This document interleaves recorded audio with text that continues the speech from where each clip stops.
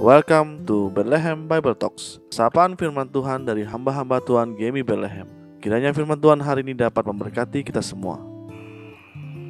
Shalom jemaat yang dikasihi Tuhan. Hari ini kita akan berbicara tentang dua prinsip penting dari manusia baru, yaitu menanggalkan dan mengenakan. Di dalam Efesus 4 ayat 17-24. Berapa lama saudara menjadi Kristen?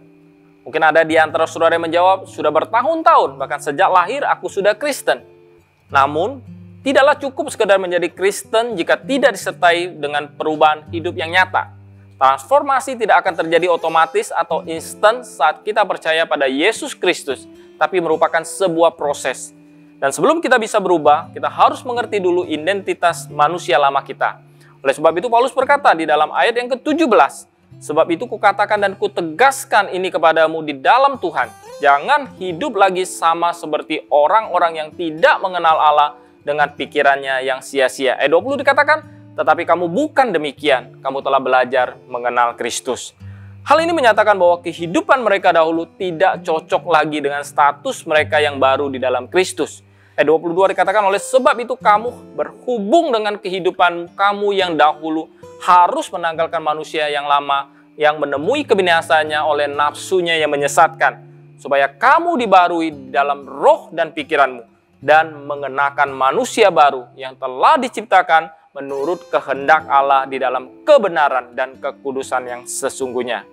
Dari prinsip menanggalkan dan mengenakan ini, ada dua prinsip penting yang Paulus ajarkan, yaitu pertama, ini bukan sekedar perubahan lahiriah, tapi perubahan yang terjadi di dalam, yaitu dibaharui di dalam roh dan pikiranmu.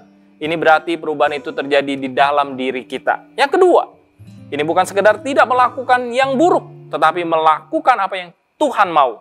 Sebagai contoh, ada orang yang memang tidak berselingkuh, tapi juga tidak mau melakukan tanggung jawabnya sebagai seorang suami atau seorang istri, sebagaimana yang diperintahkan oleh Tuhan. Yang Tuhan kehendakin adalah bukan hanya tidak berselingkuh, tetapi juga menjalankan peran dan tanggung jawabnya seperti yang Tuhan tetapkan di dalam keluarga. Tujuan dari transformasi adalah untuk menjadi serupa dengan Kristus.